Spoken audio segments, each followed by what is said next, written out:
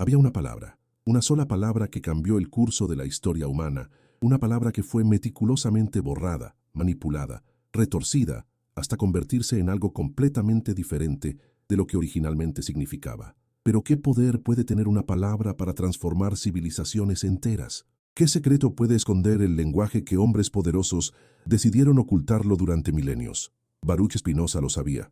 Ese judío holandés del siglo XVII, con sus ojos penetrantes y su mente implacable, había descubierto algo que la Iglesia, los rabinos y los poderosos de su época temían más que a la peste misma: la verdad desnuda, cruda, despojada de los velos dorados que la envolvían. En las calles empedradas de Ámsterdam, mientras los comerciantes judíos sefardíes construían sus fortunas sobre las ruinas de la Inquisición española, un joven tallador de lentes se sumergía en los textos sagrados con una precisión que cortaba como el cristal que pulía. Pero ¿acaso sabemos realmente qué es lo que leemos cuando abrimos esas páginas amarillentas que llamamos sagradas?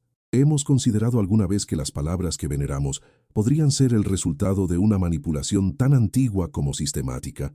Spinoza sí lo hizo, y por eso pagó el precio más alto que un hombre puede pagar: el exilio de su propia comunidad, el repudio de su pueblo, la soledad absoluta de quien osa desafiar no solo a los hombres, sino a los dioses que éstos han construido.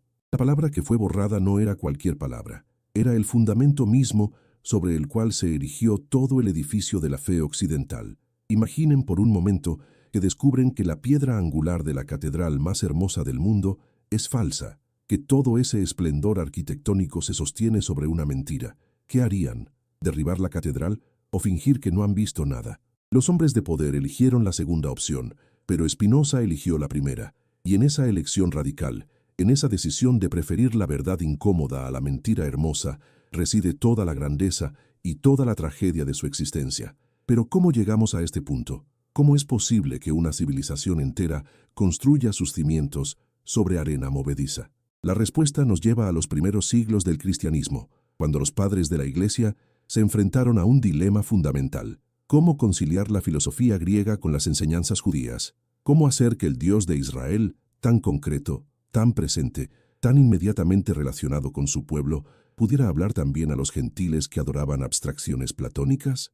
Fue entonces cuando comenzó la gran operación de traducción, que no era solo lingüística, sino ontológica. No se trataba simplemente de cambiar palabras de un idioma a otro, sino de transformar conceptos, de moldear realidades, de crear nuevos significados donde antes existían otros completamente diferentes.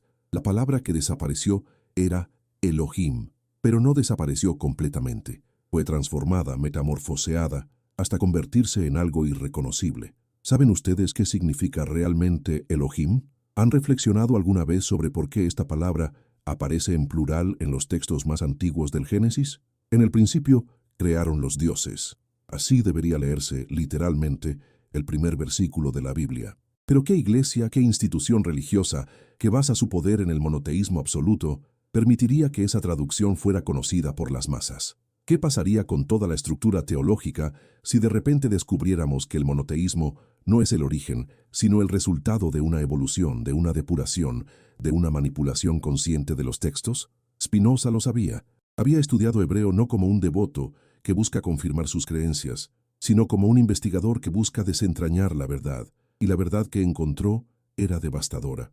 El Dios único, indivisible, perfecto, que había sido el centro de toda la teología occidental, era en realidad el resultado de una construcción histórica, de un proceso de síntesis y de eliminación que había borrado deliberadamente las huellas de un pasado mucho más complejo, mucho más rico, mucho más humano. Pero ¿por qué esta revelación era tan peligrosa? ¿Por qué los rabinos de Ámsterdam reaccionaron con tal violencia cuando Spinoza comenzó a plantear estas preguntas? La respuesta es simple y terrible a la vez, porque toda autoridad religiosa se basa en la idea de que existe una verdad revelada, inmutable, que solo puede ser interpretada por aquellos que han sido investidos con el poder divino para hacerlo. Si esa verdad resulta ser histórica, contingente, modificable, entonces todo el edificio del poder religioso se derrumba como un castillo de naipes. ¿Y qué queda entonces? ¿Qué queda cuando los hombres descubren que sus dioses son tan humanos como ellos mismos? En las tardes doradas de Ámsterdam, mientras el sol se filtraba a través de las ventanas de su modesto taller, Spinoza pulía sus lentes con la misma meticulosidad con que pulía sus argumentos. Pero ¿acaso existe diferencia entre clarificar la visión física y clarificar la visión intelectual? ¿No son ambas formas de eliminar las distorsiones que nos impiden ver la realidad tal como es? Cada lente que creaba era una metáfora de su filosofía: quitar las impurezas, eliminar las irregularidades, permitir que la luz pase sin obstáculos para que la imagen que percibimos sea nítida, precisa, verdadera. Y la imagen que Spinoza veía era revolucionaria. Veía que la palabra Elohim no había sido simplemente traducida mal, sino que había sido conscientemente transformada para ocultar una realidad que habría puesto en crisis toda la estructura de poder de su época. Veía que el monoteísmo no era una revelación divina, sino una construcción política. Veía que la Biblia no era la palabra inmutable de Dios, sino un documento histórico, escrito por hombres, en un momento específico, con propósitos específicos, y que había sido editado, modificado, adaptado a lo largo de los siglos según las necesidades de quienes detentaban el poder. Pero ¿cómo reacciona una comunidad cuando uno de sus miembros más brillantes le dice que todo aquello en lo que ha basado su identidad es una construcción? ¿Cómo reacciona una institución cuando alguien demuestra que sus fundamentos son más frágiles de lo que aparentan? La reacción fue brutal, inmediata, definitiva.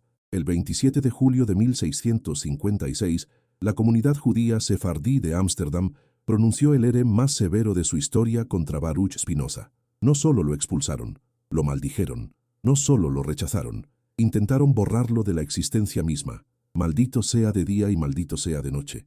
Maldito sea cuando se acueste y maldito sea cuando se levante. Maldito sea cuando salga y maldito sea cuando entre. Así sonaba la excomunión. ¿Pero pueden los hombres maldecir a quien busca la verdad? ¿Puede una maldición humana alcanzar a quien se ha liberado de las supersticiones humanas? Spinoza siguió puliendo sus lentes, siguió escribiendo, siguió pensando, porque había descubierto algo que ninguna maldición podía quitarle: que la verdad no necesita de instituciones para existir, que la realidad no depende de nuestras creencias para ser real, que el universo funciona según leyes naturales que son indiferentes a nuestros deseos, nuestros temores y nuestras esperanzas. La palabra borrada era solo el principio. Detrás de esa manipulación lingüística se escondía toda una estructura de control que había moldeado la conciencia occidental durante milenios. ¿Pero qué significa realmente controlar la conciencia? ¿Cómo es posible que una idea, una creencia, un concepto, pueda ejercer tanto poder sobre las acciones de los hombres? Spinoza había encontrado la respuesta a través del miedo. El miedo a la condenación, el miedo al castigo divino, el miedo a la exclusión de la comunidad, el miedo a la soledad espiritual. Y ese miedo se alimentaba de la ignorancia, de la incapacidad de las masas para acceder directamente a los textos, para comprenderlos en su idioma original, para cuestionarlos con las herramientas de la razón. Por eso la traducción manipulada de Elohim era tan estratégica. Al convertir el plural en singular, al transformar los dioses crearon en Dios creó, se eliminaba de un plumazo toda la complejidad teológica del texto original. Se simplificaba la realidad para hacerla más fácil de controlar. Pero ¿qué precio pagamos por esa simplificación? ¿Qué perdemos cuando reducimos la riqueza infinita de la experiencia humana a fórmulas manejables por las instituciones? Perdemos, pensaba Spinoza, nuestra humanidad misma. Perdemos la capacidad de asombrarnos, de dudar, de buscar, de crecer. En las noches de invierno, cuando el frío holandés se colaba por las rendijas de su casa, Spinoza trabajaba a la luz de las velas en su obra más importante, la Ética. ¿Pero qué es la ética para un hombre que ha sido expulsado de toda comunidad moral? ¿Qué significa la virtud para quien ha sido declarado virtuosamente inexistente? Para Spinoza, la ética no era un conjunto de reglas impuestas desde afuera, sino el resultado natural de comprender la verdadera naturaleza de la realidad. Quien comprende, actúa bien. Quien ve claramente, elige correctamente. Quien conoce la verdad, es libre. Y la verdad que había descubierto sobre la palabra borrada era solo una pequeña pieza de un rompecabezas mucho mayor. Había descubierto que toda la historia de la religión occidental era la historia de una progresiva abstracción, de una separación cada vez mayor entre el hombre y la divinidad, de una construcción de intermediarios que se justificaban precisamente por esa separación que ellos mismos habían creado. Los dioses originales, los Elohim del texto hebreo, eran cercanos, inmediatos, casi humanos en su proximidad, pero el Dios único de la teología cristiana era infinitamente lejano, infinitamente abstracto, infinitamente inaccesible, y esa inaccesibilidad era la que justificaba la existencia de una clase sacerdotal que pretendía ser el único puente posible entre lo humano y lo divino. Pero ¿qué pasaría si ese puente no fuera necesario? ¿Qué pasaría si cada hombre pudiera acceder directamente a la verdad? ¿Qué pasaría si la divinidad no estuviera separada de la naturaleza, sino que fuera la naturaleza misma? Estas preguntas no eran solo teológicas para Spinoza, eran profundamente políticas. Porque una humanidad que no necesita intermediarios para acceder a la verdad es una humanidad que no necesita ser gobernada por aquellos que pretenden poseer esa verdad en exclusiva. Los manuscritos de Spinoza circulaban clandestinamente por toda Europa. Pero ¿cómo circula una idea peligrosa? ¿Cómo se propaga una verdad que amenaza el orden establecido? Como un virus, como una llama, como una semilla que encuentra su camino a través de las grietas del pavimento. Los intelectuales más avanzados de su época leían sus obras en secreto, las discutían en reuniones privadas, las copiaban a mano para preservarlas de la censura, porque sabían que estaban ante algo más que un sistema filosófico. Estaban ante una nueva forma de comprender la realidad que podía cambiar el mundo. La palabra Elohim se había convertido en el símbolo de algo mucho mayor. Representaba toda la historia de las manipulaciones textuales, de las interpretaciones interesadas, de las traducciones que eran en realidad traiciones. Pero ¿cuántas otras palabras habían sufrido el mismo destino? ¿Cuántos otros conceptos habían sido transformados para servir a intereses que nada tenían que ver con la búsqueda de la verdad? Spinoza había abierto una brecha en el muro de las certezas, y por esa brecha se filtraba una luz que iluminaba toda la oscuridad de los siglos. En sus cartas a los amigos que aún se atrevían a escribirle, Spinoza reflexionaba sobre el precio de la verdad. ¿Vale la pena perder todo por conocer algo que tal vez habría sido mejor ignorar? ¿Vale la pena la soledad, el rechazo, la pobreza, la persecución, por el simple placer de ver la realidad sin velos? Su respuesta era siempre la misma. Un hombre que ha probado la libertad del conocimiento no puede volver a la esclavitud de la ignorancia, por cómoda que ésta sea. Un hombre que ha visto la verdad no puede fingir que no la ha visto, por dolorosa que resulte. Y desde algún lugar del mundo, desde alguna ciudad lejana, tal vez ustedes que escuchan estas palabras se pregunten qué hora es en su lugar, qué momento del día o de la noche los acompaña mientras reflexionamos juntos sobre estas verdades incómodas. ¿No es extraordinario que las preguntas que se hizo un hombre en el siglo XVII en Ámsterdam puedan resonar hoy en sus corazones, sin importar si son las 6 de la mañana en Buenos Aires, las 2 de la tarde en Madrid o las 11 de la noche en México? Escriban en los comentarios desde qué país y ciudad nos acompañan. ¿Qué hora marca su reloj en este momento preciso en que compartimos esta búsqueda de la verdad? Y si estas reflexiones han tocado algo profundo en ustedes, compartan este mensaje con un amigo cercano, con alguien que amen, con el deseo de que las bendiciones alcancen no solo a ustedes, sino a sus familias, a sus círculos más íntimos, porque la verdad compartida se multiplica como la luz que no se agota al encender otras antorchas. La historia de la palabra borrada era también la historia de la humanidad misma, una especie que había creado dioses para explicar lo inexplicable, que había construido instituciones para administrar esos dioses y que había terminado siendo esclavizada por sus propias creaciones. Pero ¿qué significa ser libre? ¿Qué significa romper las cadenas que nos hemos forjado a nosotros mismos? Para Spinoza, la libertad no consistía en hacer lo que se nos antojara, sino en comprender las causas que determinan nuestras acciones. Solo quien comprende por qué actúa como actúa puede elegir actuar de manera diferente. Y comprender significaba, en primer lugar, desmantelar los mecanismos de control que operaban a través del lenguaje mismo. Cada palabra era un universo de significados, cada traducción era una interpretación, cada interpretación era una toma de posición política y teológica. La palabra Elohim había sido el campo de batalla donde se había librado una guerra silenciosa entre diferentes visiones del mundo, entre diferentes formas de organizar la sociedad, entre diferentes maneras de concebir la relación entre el poder y la verdad.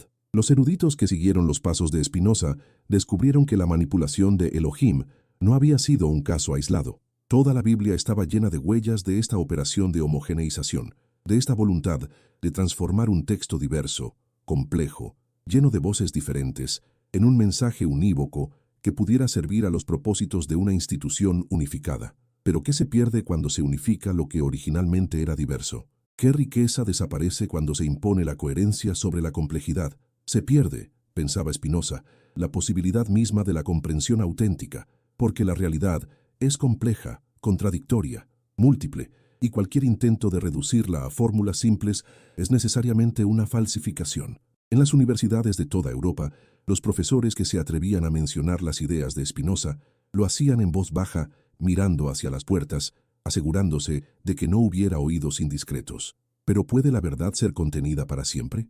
¿Puede una idea ser enterrada definitivamente?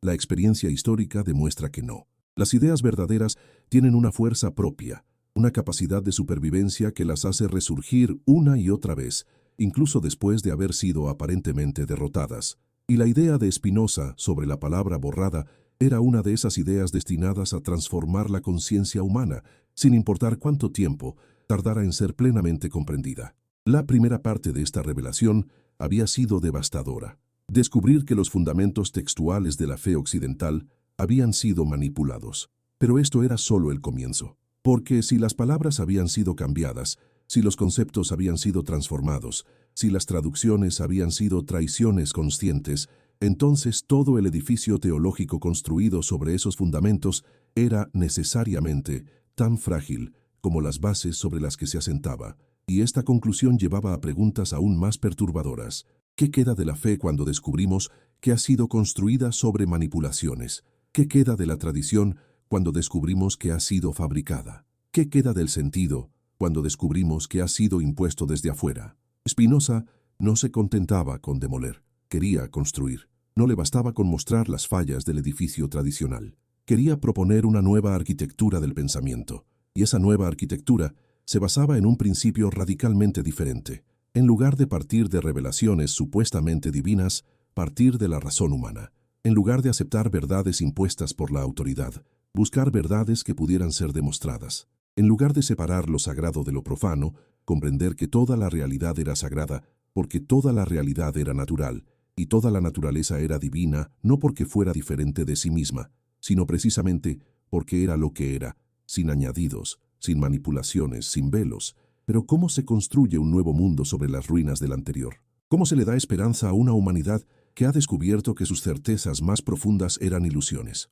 Spinoza había encontrado la respuesta en la propia naturaleza de la comprensión. Quien comprende verdaderamente no pierde la esperanza, sino que la encuentra por primera vez, porque la esperanza auténtica no se basa en promesas externas, sino en la confianza en nuestras propias capacidades. Y el hombre que había descubierto la verdad sobre la palabra borrada había descubierto también que la humanidad era capaz de mucho más de lo que las instituciones le habían permitido imaginar. En las calles de Ámsterdam, mientras los comerciantes judíos que lo habían expulsado seguían acumulando riquezas y respetabilidad, Spinoza caminaba como un fantasma luminoso, como un hombre que había visto el futuro y sabía que ese futuro sería diferente de todo lo que el presente podía imaginar. La palabra borrada era solo un símbolo, pero los símbolos tienen el poder de cambiar el mundo cuando son comprendidos en toda su profundidad.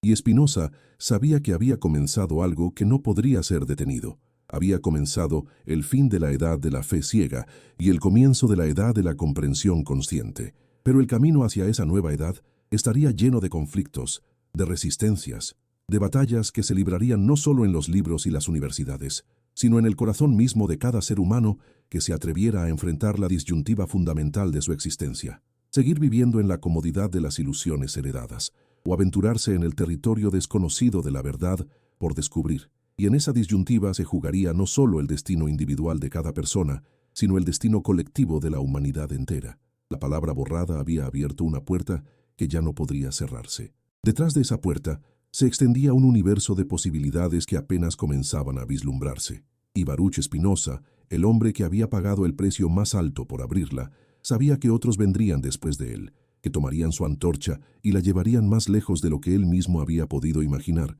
porque la verdad, una vez liberada, es como el agua que encuentra su camino hacia el mar. Puede ser desviada, contenida temporalmente, canalizada, pero nunca puede ser detenida para siempre. Ahora comenzaba la segunda parte de esta historia, el enfrentamiento directo entre la fe tradicional y la razón crítica, entre las instituciones del poder religioso y la libertad individual del pensamiento, entre la comodidad de las certezas heredadas y la aventura inquietante de la búsqueda personal de la verdad.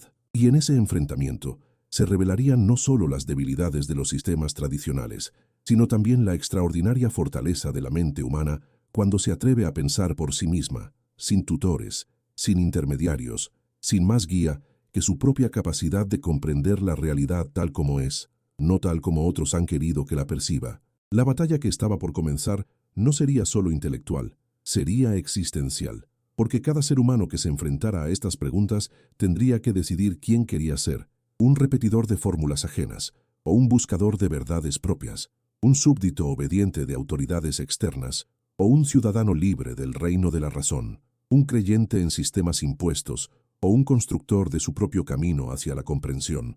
Y en esa decisión, individual pero multiplicada por millones, se jugaría el futuro mismo de la conciencia humana en este planeta. El eco de la excomunión aún resonaba en las sinagogas de Ámsterdam cuando Baruch Spinoza comprendió que su verdadero trabajo apenas comenzaba. ¿Qué significa ser declarado inexistente por aquellos que te dieron la vida intelectual? ¿Qué significa ser borrado del mundo por quienes te enseñaron a leer? Para un hombre común, habría significado el fin de todo. Para Spinoza, significó el comienzo de una libertad que pocos seres humanos han experimentado. La libertad de pensar sin restricciones, sin compromisos, sin lealtades que no fueran hacia la verdad misma. La palabra Elohim se había convertido en la llave que abría todas las puertas cerradas del conocimiento tradicional. Pero cada puerta que se abría revelaba nuevos corredores, nuevas habitaciones, nuevos secretos que habían permanecido ocultos durante siglos. ¿Acaso habían pensado los padres de la Iglesia que su manipulación permanecería secreta para siempre? ¿Habían creído realmente que nadie sería capaz de rastrear sus huellas hasta llegar a la verdad original? El error de los manipuladores de la historia es siempre el mismo. Subestiman la capacidad humana de descubrir la verdad, sin importar cuántas capas de falsedad hayan sido superpuestas sobre ella.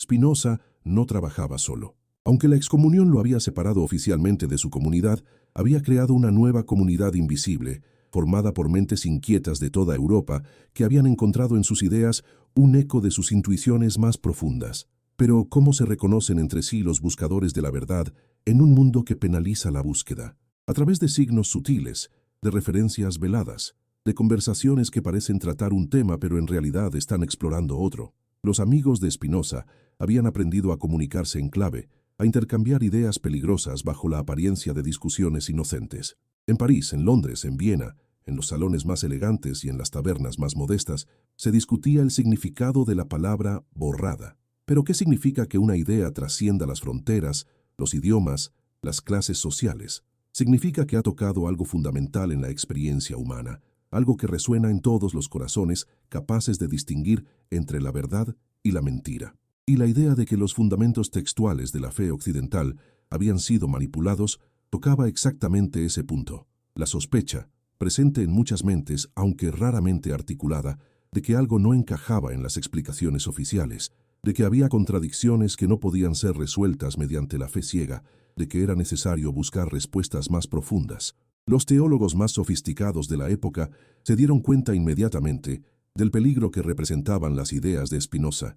No era solo un hereje más, era un hereje armado con las mejores herramientas intelectuales de su tiempo, capaz de usar la propia erudición cristiana para desmantelar los argumentos cristianos. Pero ¿cómo se combate a un enemigo que usa tus propias armas mejor que tú? ¿Cómo se refuta a alguien que ha estudiado tus textos sagrados con más cuidado que tus propios doctores?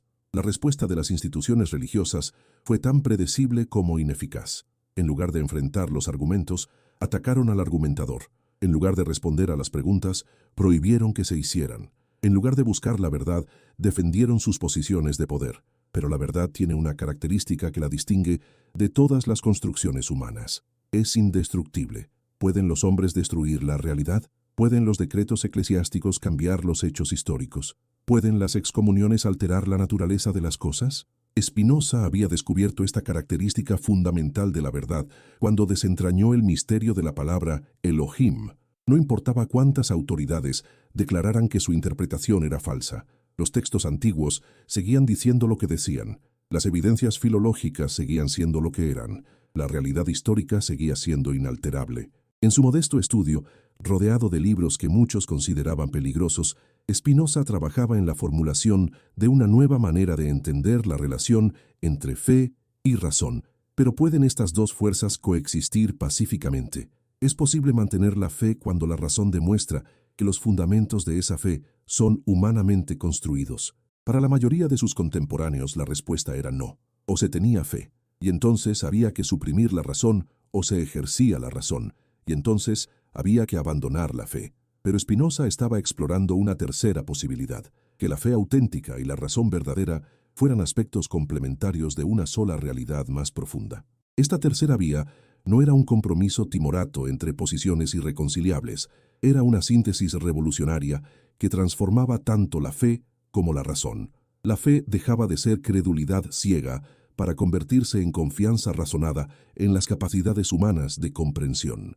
La razón dejaba de ser cálculo frío para convertirse en la forma más alta de amor. El amor hacia la verdad que se expresa en la voluntad de conocer la realidad tal como es, sin importar cuánto desafíe nuestras expectativas o nuestros deseos. Pero ¿qué resistencias genera esta síntesis? ¿Por qué tanto los defensores de la fe ciega como los partidarios de la razón pragmática se sienten amenazados por esta propuesta? Porque ambos grupos, aparentemente opuestos, comparten un interés común: mantener separados los ámbitos de lo sagrado y lo profano para poder controlar mejor cada uno de ellos. Los religiosos controlan lo sagrado, declarándolo inaccesible a la razón. Los racionalistas controlan lo profano, declarándolo inmune a cualquier consideración de valor. Pero si lo sagrado y lo profano son aspectos de una sola realidad que puede ser comprendida racionalmente en su totalidad, entonces tanto unos como otros pierden sus monopolios respectivos. La correspondencia de Spinoza con los intelectuales más avanzados de su época revela la extraordinaria resonancia que encontraron sus ideas. No solo judíos heterodoxos como él, sino también cristianos reformados, católicos ilustrados, musulmanes andaluces, librepensadores de todas las tradiciones, reconocían en sus planteamientos algo que habían estado buscando sin saberlo: una manera de ser profundamente espirituales, sin renunciar a la honestidad intelectual, una forma de mantener el sentido de lo sagrado sin someterse a autoridades humanas que pretendían representar a la divinidad. Pero ¿cómo se vive esta síntesis en la práctica cotidiana? ¿Cómo se integra la búsqueda racional de la verdad con la experiencia espiritual de lo sagrado? Spinoza lo había descubierto en su propio proceso de investigación. Cada vez que lograba comprender algo nuevo sobre la realidad, cada vez que conseguía ver con mayor claridad la naturaleza de las cosas, experimentaba una forma de alegría que solo puede describirse como espiritual. No era la alegría del que confirma sus prejuicios, sino la alegría del que descubre verdades que no esperaba encontrar. No era la satisfacción del que tiene razón, sino el asombro del que comprende algo que antes le resultaba incomprensible. Esta alegría del conocimiento era, para Spinoza, la forma más alta de experiencia religiosa. Pero ¿qué diferencia hay entre esta alegría y la que experimentan los místicos en sus éxtasis? La diferencia fundamental es que la alegría del conocimiento puede ser compartida, comunicada, verificada por otros. No es una experiencia privada e incomunicable, sino un descubrimiento público que enriquece el patrimonio común de la humanidad. Y por eso mismo, es más valiosa que cualquier revelación individual, porque contribuye al crecimiento colectivo de la comprensión. Los enemigos de Spinoza habían cometido un error estratégico al excomulgarlo. Habían creído que aislándolo lograrían neutralizar su influencia. Pero la verdad es contagiosa precisamente cuando se la persigue. ¿Por qué las ideas prohibidas ejercen una fascinación especial? ¿Por qué la censura multiplica el interés por aquello que pretende ocultar? Porque los seres humanos tienen una intuición natural de que lo que se prohíbe es precisamente lo que más necesitan conocer. Y cuando las autoridades religiosas declararon que las ideas de Spinoza eran peligrosas, enviaron un mensaje involuntario pero claro: estas ideas son importantes, estas ideas son poderosas, estas ideas pueden cambiar vuestra vida. Y efectivamente podían cambiarla, porque comprender que la palabra Elohim había sido manipulada no era solo un descubrimiento filológico, era una liberación existencial. ¿Qué significa descubrir que has vivido toda tu vida creyendo algo que es falso? ¿Qué significa darte cuenta de que las autoridades en las que confiabas te han estado mintiendo? Para algunas personas significa desesperación,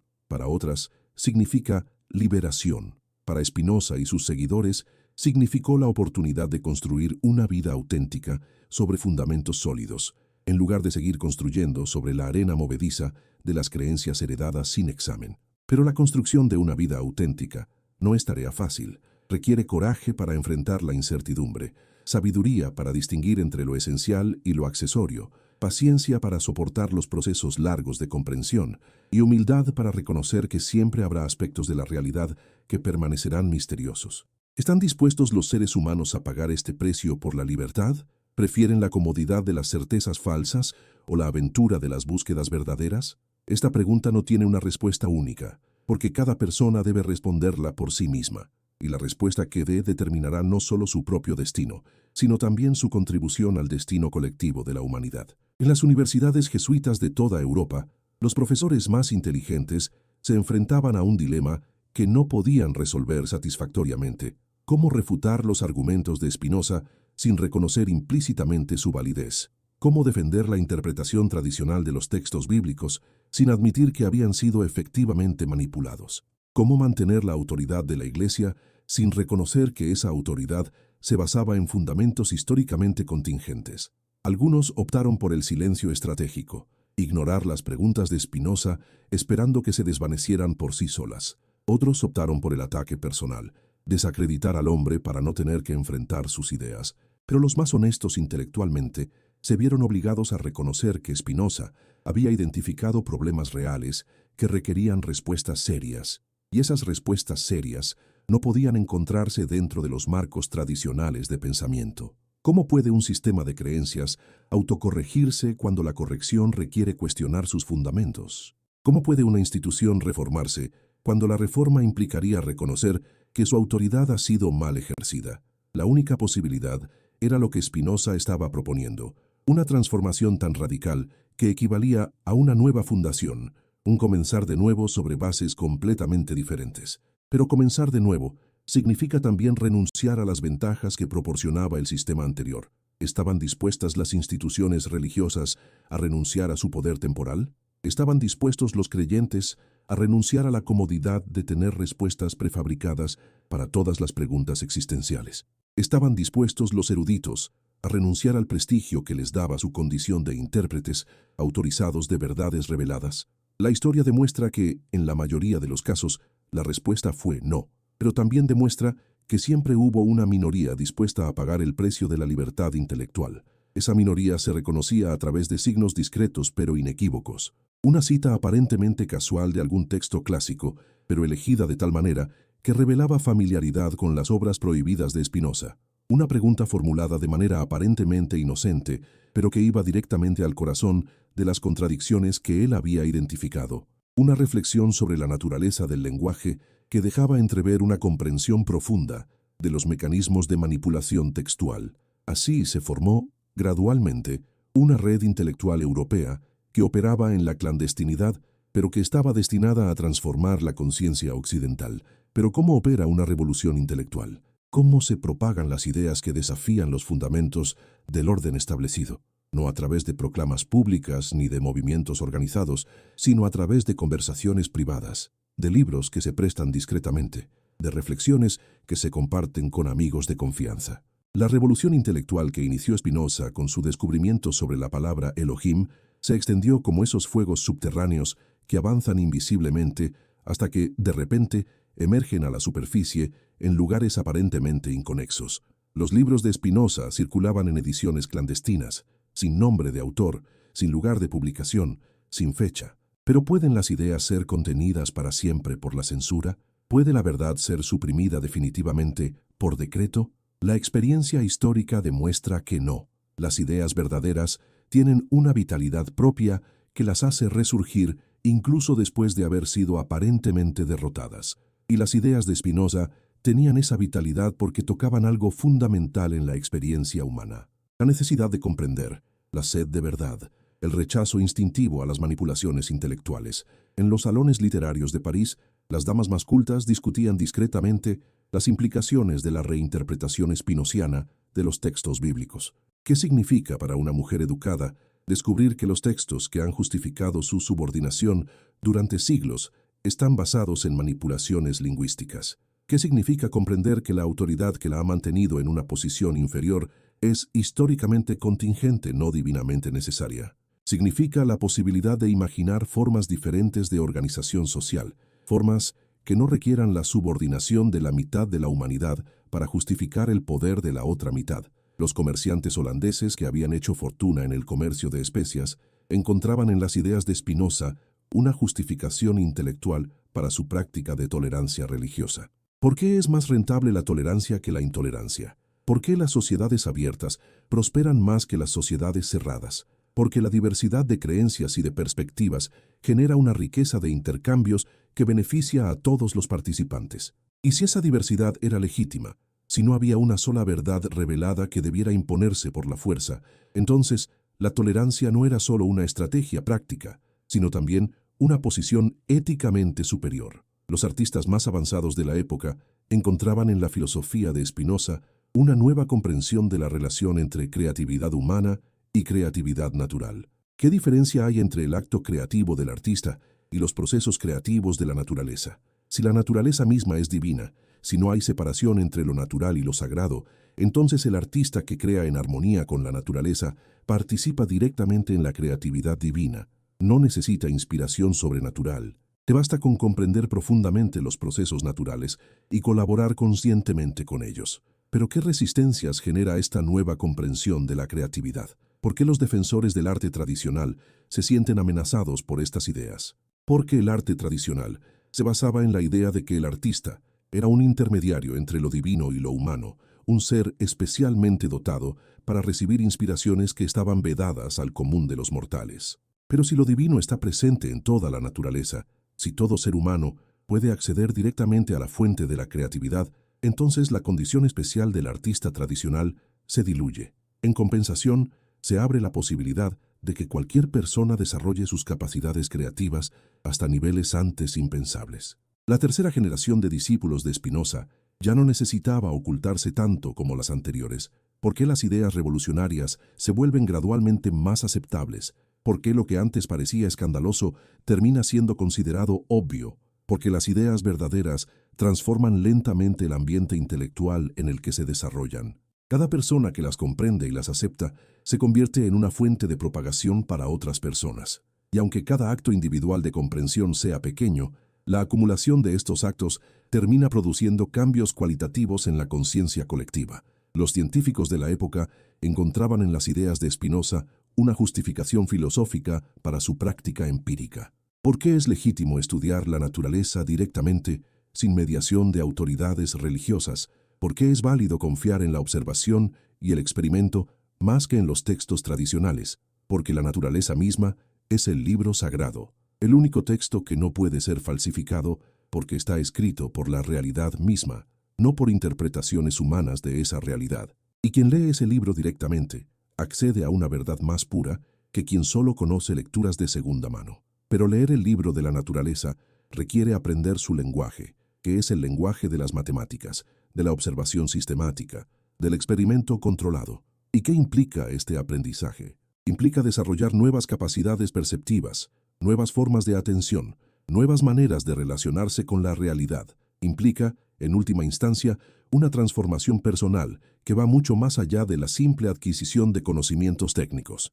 Implica convertirse en un tipo diferente de ser humano, más observador, más paciente, más humilde ante la complejidad de lo real, pero también más confiado en las capacidades humanas de comprensión. Los médicos más avanzados comenzaron a comprender que la salud no era solo ausencia de enfermedad, sino armonía entre todas las dimensiones del ser humano. ¿Pero qué significa esta armonía en el contexto de la filosofía spinociana? Significa que el cuerpo, la mente y el espíritu no son entidades separadas que ocasionalmente interactúan, sino aspectos de una sola realidad que se expresa simultáneamente en diferentes niveles.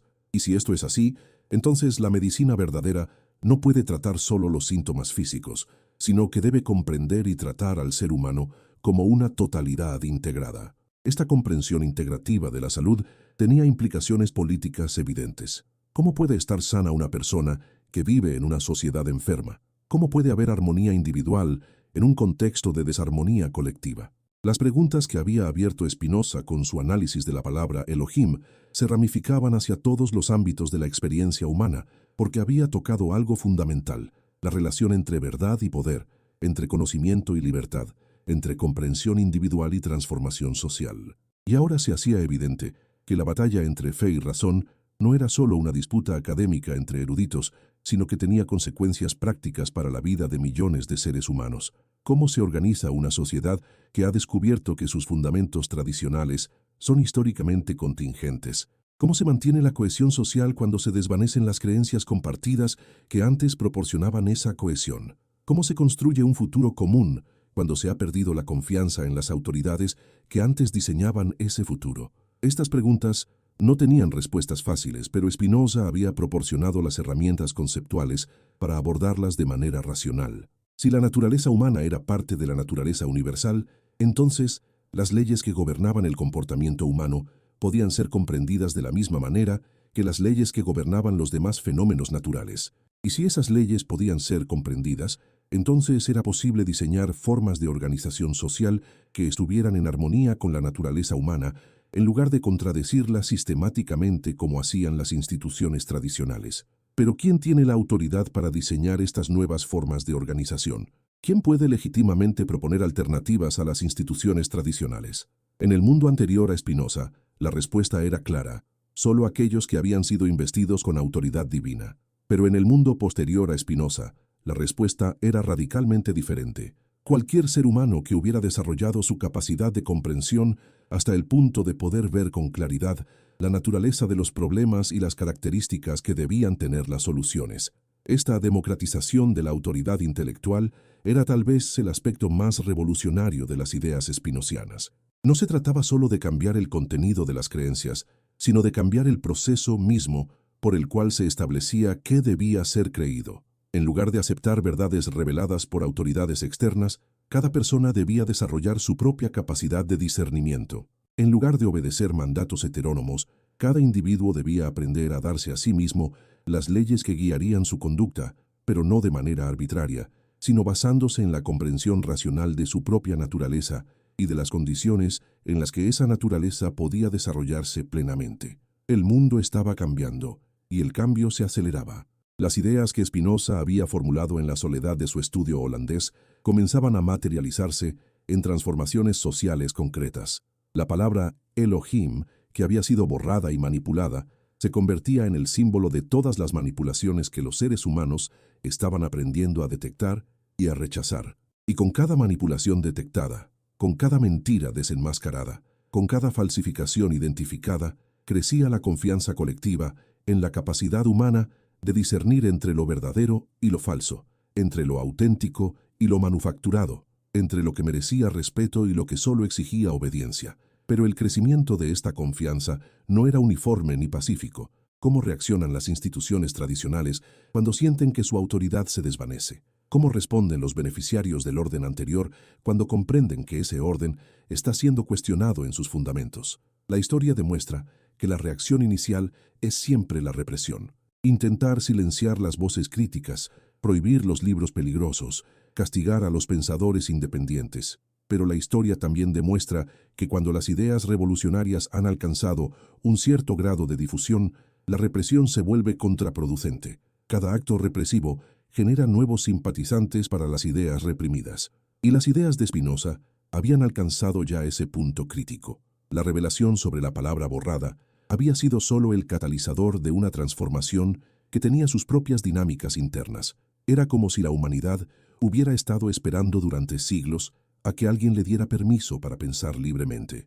Y Spinoza había proporcionado ese permiso. No de manera autoritaria, no imponiendo nuevos dogmas, sino mostrando simplemente que era posible vivir de manera diferente, pensar de manera diferente, relacionarse con la realidad de manera diferente. Y ahora comenzaba la fase final de esta transformación, el momento en que las nuevas ideas no solo se comprendían intelectualmente, sino que se encarnaban en nuevas formas de vida, nuevas instituciones, nuevas maneras de organizar la convivencia humana. El momento en que la filosofía se convertía en historia, y la historia se convertía en la realización práctica de posibilidades que antes habían existido solo en el pensamiento. El momento en que la palabra recuperada comenzaba a crear el mundo que esa palabra había estado esperando durante milenios para poder nombrar adecuadamente. En los últimos años de su vida, mientras su cuerpo se debilitaba por la enfermedad pulmonar que contraería por inhalar partículas de vidrio durante décadas de pulir lentes, Baruch Spinoza contemplaba con serenidad un mundo que comenzaba a parecerse al que él había imaginado cuando desentrañó por primera vez el secreto de la palabra borrada. ¿Qué siente un hombre que ha visto el futuro cuando ese futuro comienza a manifestarse en el presente? ¿Qué experimenta quien ha sembrado semillas cuando finalmente ve crecer los árboles que darán frutos para generaciones que él no conocerá? La revolución intelectual que había iniciado con su descubrimiento filológico había trascendido ya los límites de la filología, de la teología, incluso de la filosofía. Se había convertido en una transformación antropológica. Estaban haciendo un nuevo tipo de ser humano, capaz de vivir sin tutores intelectuales, sin intermediarios espirituales, sin autoridades que le dijeran qué debía pensar, sentir o hacer. Un ser humano que había aprendido a confiar en su propia capacidad de comprensión, pero que al mismo tiempo había comprendido que esa capacidad solo se desarrollaba plenamente en relación con otros seres humanos que compartían la misma búsqueda. ¿Pero era esto realmente lo que Spinoza había querido provocar cuando comenzó a estudiar los textos hebreos con la precisión de un científico? ¿Había previsto que su análisis de una palabra conduciría a una transformación civilizacional? Probablemente no en sus detalles concretos, pero sí en su dirección fundamental, porque había comprendido desde el principio que la verdad es una fuerza transformadora, que conocer cambia no solo lo que sabemos, sino también lo que somos, y que ser diferentes significa necesariamente vivir de manera diferente. Los últimos manuscritos de Spinoza, escritos con la letra temblorosa de quien sabe que le queda poco tiempo, estaban llenos de una esperanza serena pero inquebrantable. Había visto lo suficiente como para saber que el proceso que había iniciado era irreversible. Las instituciones tradicionales podían resistir, podían adaptarse superficialmente, podían incluso recuperar temporalmente parte de su poder perdido, pero no podían hacer que la humanidad olvidara lo que había aprendido, que las verdades reveladas eran construcciones históricas, que las autoridades religiosas eran instituciones humanas, que los textos sagrados eran documentos que podían y debían ser estudiados críticamente. Y una vez que la humanidad había aprendido esto, ya no podía desaprenderlo completamente. Podía reprimirlo, podía ignorarlo durante periodos más o menos largos, podía fingir que no lo sabía. Pero el conocimiento estaba ahí, latente, esperando las condiciones propicias para resurgir con renovada fuerza, como esas semillas que permanecen dormidas en el desierto durante años hasta que las primeras lluvias las despiertan y hacen florecer el paisaje más árido. En las cortes europeas más ilustradas, los consejeros reales comenzaban a susurrar discretamente que tal vez era hora de reconsiderar la relación entre el poder político y el poder religioso. ¿Qué legitimidad puede tener un rey que afirma gobernar por derecho divino si la divinidad misma es una construcción histórica? ¿Qué autoridad pueden reclamar las instituciones que han basado su poder en textos que han sido conscientemente manipulados? Las preguntas que había abierto Spinoza no se limitaban al ámbito teológico, tenían ramificaciones políticas evidentes que tarde o temprano tendrían que ser enfrentadas. Pero las transformaciones más profundas no se producían en las cortes ni en las universidades. Se producían en la conciencia de personas comunes que de repente comprendían que podían leer e interpretar por sí mismas los textos que antes solo conocían a través de intermediarios. ¿Qué significa para un campesino descubrir que puede entender la Biblia tan bien como el párroco de su aldea? ¿Qué significa para un artesano darse cuenta de que sus preguntas sobre la naturaleza de Dios son tan legítimas como las de los doctores en teología? Significa el nacimiento de una nueva forma de dignidad humana, basada no en el estatus social heredado, sino en la capacidad desarrollada de pensar por cuenta propia. Esta democratización del conocimiento religioso tenía consecuencias que iban mucho más allá de la religión. Si cualquier persona podía interpretar los textos sagrados, ¿por qué no podía también interpretar las leyes civiles? Si no era necesario ser ordenado sacerdote para comprender la voluntad divina, ¿por qué era necesario pertenecer a la nobleza para participar en las decisiones políticas? Las preguntas se multiplicaban y se radicalizaban, porque la lógica de la emancipación intelectual es expansiva. Una vez que se rompe una cadena, todas las demás cadenas comienzan a parecer igualmente cuestionables. Los comerciantes que habían hecho fortuna en el comercio internacional comprendían mejor que nadie las implicaciones prácticas de esta revolución intelectual. Habían visto cómo funcionaban las sociedades más tolerantes. Habían comprobado que la diversidad de creencias era compatible con la prosperidad económica. Habían experimentado personalmente que era posible hacer negocios exitosos con personas de religiones diferentes sin necesidad de convertirlas previamente a la propia fe. ¿Y qué conclusión sacaban de estas experiencias? Que la intolerancia religiosa no solo era moralmente cuestionable, sino también económicamente perjudicial. Esta comprensión práctica de las ventajas de la tolerancia se combinaba perfectamente con la justificación teórica que proporcionaba la filosofía espinociana. Si no había una sola verdad revelada, que debiera imponerse universalmente. Si las diferentes tradiciones religiosas eran diferentes maneras de aproximarse a una realidad que las trascendía a todas, entonces la coexistencia pacífica no era solo posible, sino deseable. Y si era deseable, entonces había que crear las condiciones institucionales que la hicieran posible de manera estable y duradera. Pero ¿cómo se crean esas condiciones? ¿Cómo se construye una sociedad tolerante a partir de tradiciones que han sido históricamente intolerantes? La respuesta no podía encontrarse en los modelos del pasado, porque el pasado había estado dominado precisamente por la lógica de la exclusión mutua. Había que inventar formas nuevas, experimentar con arreglos institucionales que nunca habían sido probados, arriesgarse a crear algo que no tenía precedentes históricos claros. Y este experimento histórico comenzaba a realizarse en los lugares más inesperados. En las colonias americanas, donde la distancia respecto a las autoridades europeas permitía mayor libertad de experimentación. En las ciudades comerciales, donde la diversidad era una necesidad práctica antes que una opción ideológica. En las comunidades intelectuales, donde la búsqueda común de la verdad creaba vínculos más fuertes que las diferencias confesionales. Slowly, pero inexorablemente, estaba emergiendo un nuevo modelo de convivencia humana. Este modelo no se basaba en la imposición de una ortodoxia única, sino en el establecimiento de reglas de juego que permitieran la coexistencia de ortodoxias múltiples. No buscaba eliminar las diferencias, sino crear marcos institucionales dentro de los cuales las diferencias pudieran expresarse sin generar conflictos destructivos. No pretendía homogeneizar las creencias, sino regular las interacciones entre creyentes de diferentes tradiciones de manera que todos pudieran perseguir sus respectivas búsquedas espirituales sin interferir con las búsquedas de los demás. ¿Pero era esto realmente posible? ¿Podían convivir pacíficamente tradiciones que se consideraban mutuamente excluyentes? ¿Podían coexistir sistemas de valores que partían de premisas aparentemente incompatibles? La experiencia histórica parecía sugerir que no. Durante siglos, las diferencias religiosas habían sido fuente de guerras, persecuciones, expulsiones masivas. ¿Qué había cambiado para que de repente fuera posible imaginar un futuro diferente? Lo que había cambiado era precisamente lo que había descubierto Spinoza: la comprensión de que las diferentes tradiciones religiosas no eran revelaciones incompatibles de dioses diferentes, sino interpretaciones históricamente condicionadas de una realidad que las trascendía a todas. Y si esto era así, entonces las diferencias entre ellas no eran diferencias absolutas, sino diferencias relativas.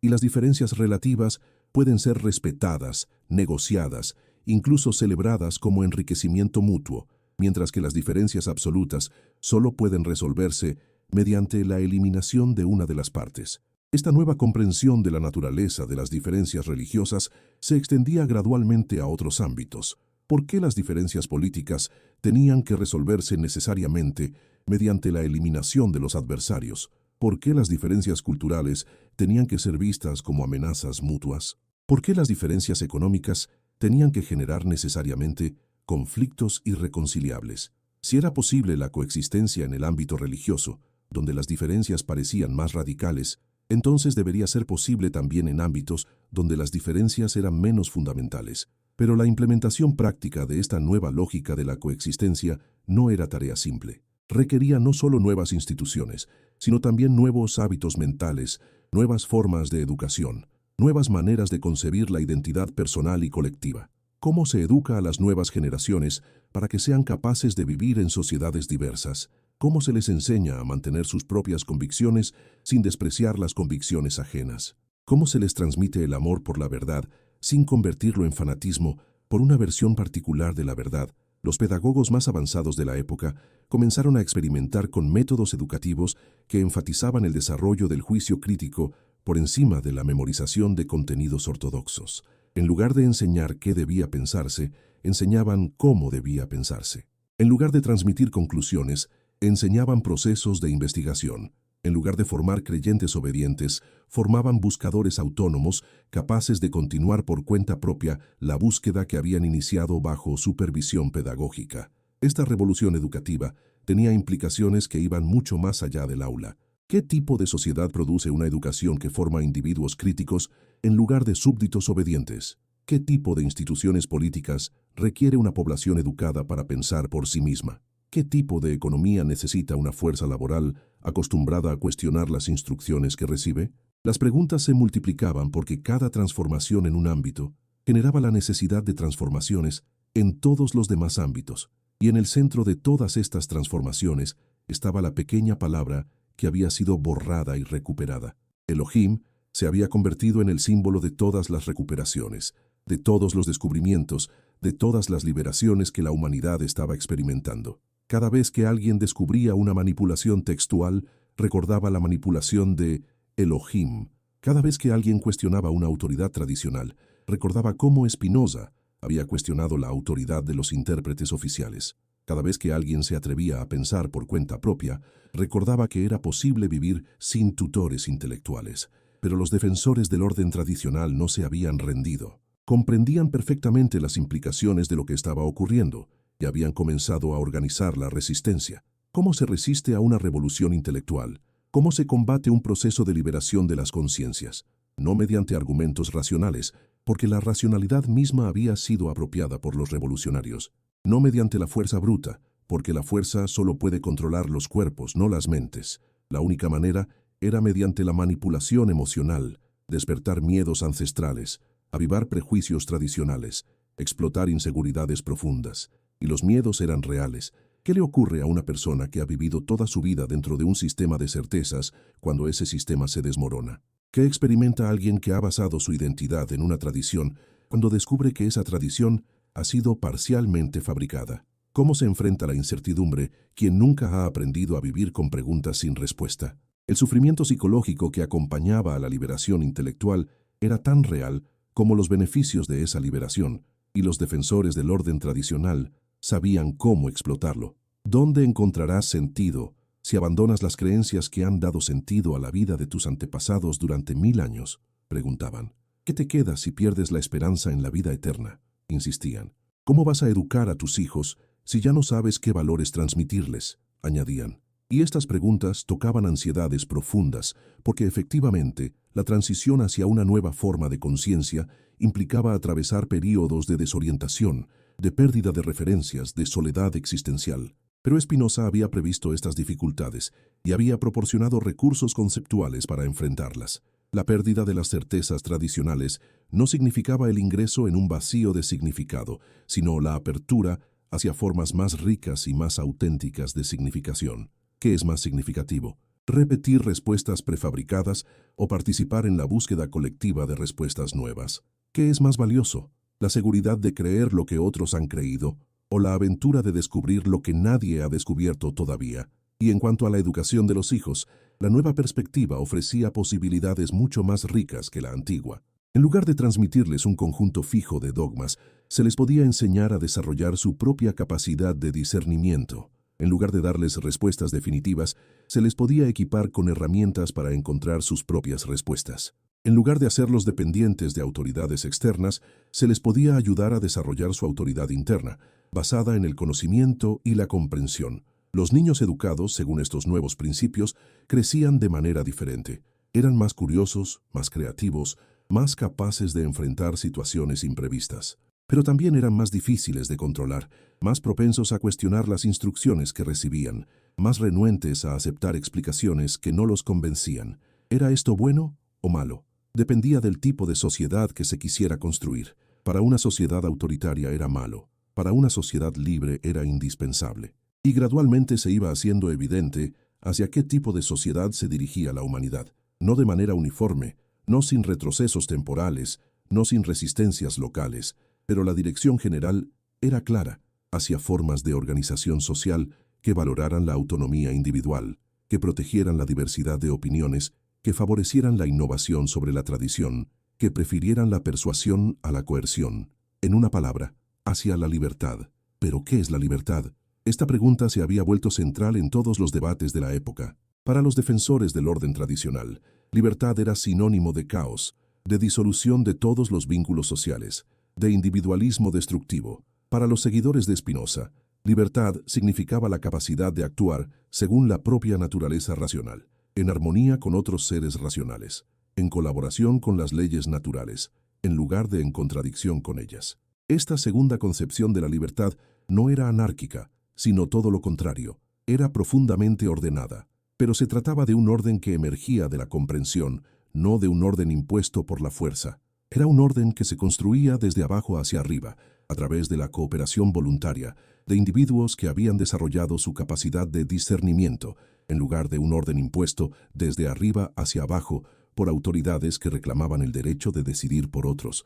Los experimentos sociales basados en estos principios comenzaron a multiplicarse. Comunidades religiosas que adoptaban formas democráticas de gobierno interno, asociaciones comerciales que operaban según principios de transparencia y participación, círculos intelectuales que practicaban el debate libre y la crítica mutua constructiva. Cada uno de estos experimentos era pequeño en sí mismo, pero su acumulación estaba creando una masa crítica de experiencias alternativas que demostraban que era posible vivir de manera diferente. Y cada éxito de estos experimentos debilitaba un poco más la credibilidad de quienes afirmaban que las formas tradicionales de organización eran las únicas posibles. ¿Cómo sostener que la autoridad jerárquica es inevitable cuando se puede observar el funcionamiento exitoso de comunidades autogobernadas? ¿Cómo afirmar que la diversidad genera necesariamente conflicto cuando se puede ver la convivencia pacífica de grupos diversos? ¿Cómo mantener que la libertad conduce al caos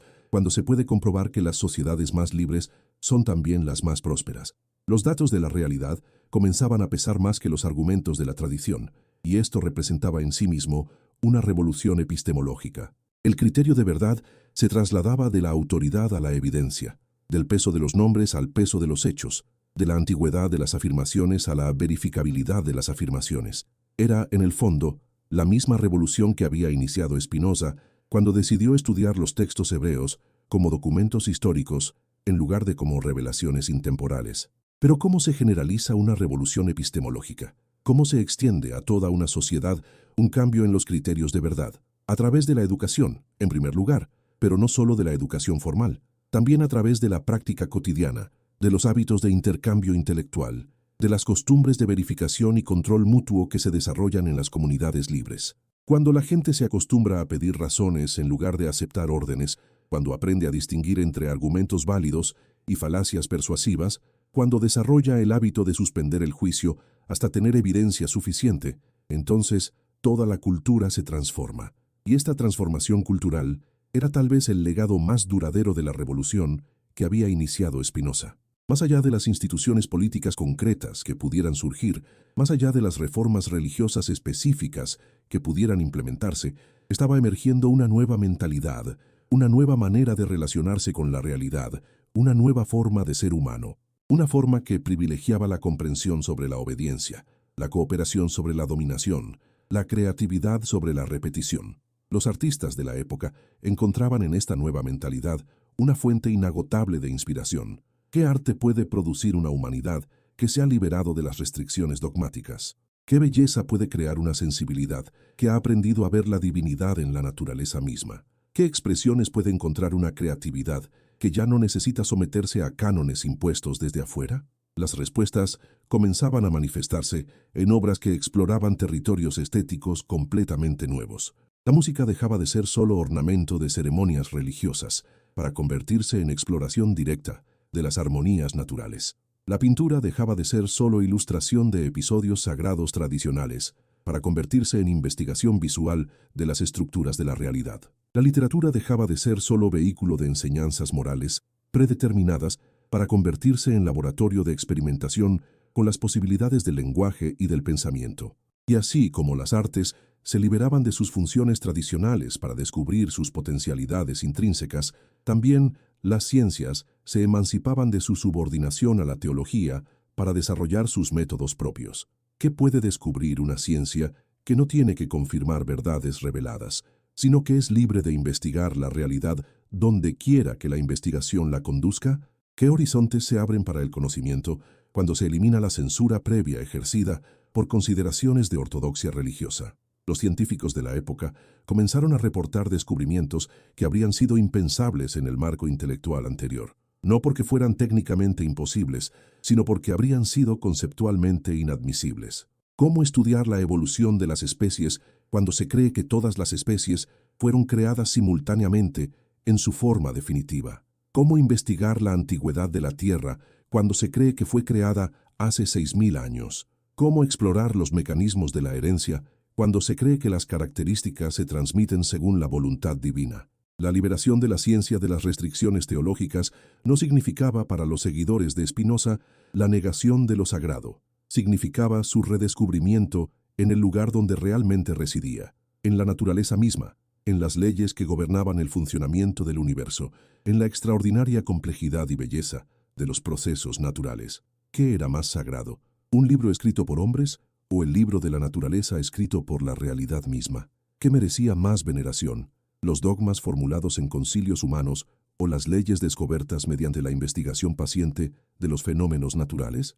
Esta reversión del sentido de lo sagrado tenía implicaciones prácticas inmediatas. Si la naturaleza era sagrada, entonces había que respetarla, cuidarla, estudiarla con la misma reverencia con que antes se estudiaban los textos religiosos. Si los procesos naturales eran manifestaciones de la divinidad, entonces había que comprenderlos, en lugar de tratar de controlarlos arbitrariamente. Si el ser humano era parte de la naturaleza, entonces su realización plena consistía en armonizar con ella, no en dominarla. Estas ideas encontraban eco especial entre quienes trabajaban directamente con la naturaleza. Agricultores que experimentaban con métodos de cultivo más respetuosos de los ciclos naturales. Médicos que buscaban curar colaborando con los procesos curativos del organismo en lugar de contradecirlos. Arquitectos que diseñaban edificios en armonía con el paisaje en lugar de en oposición a él. La filosofía espinociana no era solo una especulación abstracta, era una guía práctica para vivir de manera más sabia. Y la sabiduría práctica que se derivaba de esta filosofía tenía una característica notable. Era verificable, no requería fe ciega, no exigía la suspensión del juicio crítico, no pedía que se ignoraran las evidencias contrarias. Al contrario, invitaba a la experimentación, alentaba la verificación, se fortalecía con cada confirmación empírica de sus predicciones. ¿Qué tipo de verdad es más confiable? ¿La que teme al examen o la que lo invita? Los comerciantes que adoptaban los principios espinocianos en sus negocios descubrían que las transacciones basadas en la honestidad y la transparencia eran más rentables a largo plazo que las basadas en el engaño y la manipulación. Los gobernantes que experimentaban con formas más participativas de gobierno encontraban que las sociedades más libres eran también más prósperas y más estables. Los educadores que aplicaban métodos basados en el desarrollo del juicio crítico comprobaban que sus estudiantes no solo aprendían más, sino que retenían mejor lo aprendido y lo aplicaban de manera más creativa. Cada confirmación práctica de los principios espinocianos reforzaba la confianza en la capacidad de la razón humana para descubrir verdades útiles. Y esta confianza creciente tenía un efecto acumulativo. Cuanto más confiaba la gente en su propia capacidad de discernimiento, más se atrevía a cuestionar las afirmaciones que no podían ser verificadas. Cuanto más se acostumbraba a verificar, más detectaba las falsificaciones. Cuanto más detectaba falsificaciones, más se liberaba de la autoridad de los falsificadores. Era un proceso de liberación que se alimentaba a sí mismo, que se aceleraba con cada paso, que se volvía más contagioso con cada éxito. Y en el centro de este proceso estaba siempre la pequeña palabra que había sido borrada y recuperada, el símbolo de todas las manipulaciones detectadas y neutralizadas, la prueba de que era posible descubrir la verdad incluso cuando había sido ocultada durante milenios. Elohim resonaba ahora en las conciencias liberadas como un recordatorio constante de que ninguna autoridad humana tenía derecho a imponer su interpretación de la realidad como si fuera la realidad misma. Resonaba como una invitación permanente a la vigilancia intelectual, a la sospecha metódica, al cuestionamiento sistemático de todo lo que se presentara como incuestionable. Resonaba como una promesa de que la verdad, por más profundamente que hubiera sido enterrada, siempre podía ser desenterrada por quien tuviera la paciencia y el coraje de excavar lo suficiente. Y mientras en algún lugar del mundo, tal vez en este momento en que ustedes me escuchan, el sol se pone en una ciudad y amanece en otra, mientras son las 3 de la tarde en Barcelona y las 9 de la noche en Dubái, mientras es medianoche en Tokio y mediodía en Sao Paulo, la revolución intelectual que inició Spinoza continúa expandiéndose, encontrando nuevas formas de expresión, tocando nuevas mentes, liberando nuevas energías creativas. Escriban en los comentarios desde qué lugar del mundo y en qué momento del día participan de esta reflexión milenaria sobre la relación entre verdad y poder, entre conocimiento y libertad. Y si estas ideas han resonado en ustedes, compartan este mensaje con alguien cercano, con el deseo de que las bendiciones que nacen del conocimiento alcancen no solo a ustedes, sino a todos aquellos que aman, porque la verdad compartida es la única verdad que realmente transforma el mundo. Pero la historia no había terminado. Apenas había llegado a su punto de inflexión. La palabra recuperada había liberado fuerzas que ahora tenían vida propia, que ya no dependían de su descubridor para seguir expandiéndose. Y esas fuerzas estaban a punto de generar transformaciones que superarían todo lo que incluso la mente más visionaria de la época habría podido imaginar. La humanidad se preparaba para entrar en una nueva fase de su evolución, una fase en la que el conocimiento libre sería no solo posible, sino inevitable, no solo deseable, sino irreversible. El tercer y último acto de esta extraordinaria historia humana estaba a punto de comenzar y sería el más dramático de todos, porque en él se jugaría el destino definitivo de la conciencia humana en este planeta. Se jugaría la pregunta de si la humanidad sería capaz de vivir permanentemente en la libertad que había conquistado, o si las fuerzas de la regresión lograrían hacer retroceder la historia hacia formas nuevas pero igualmente opresivas de control mental. Se jugaría en última instancia la cuestión de si la verdad podía ser enterrada para siempre o si su naturaleza era efectivamente indestructible, como había intuido el solitario pulidor de lentes que había dado comienzo a toda esta transformación con el simple acto de leer una palabra en su idioma original.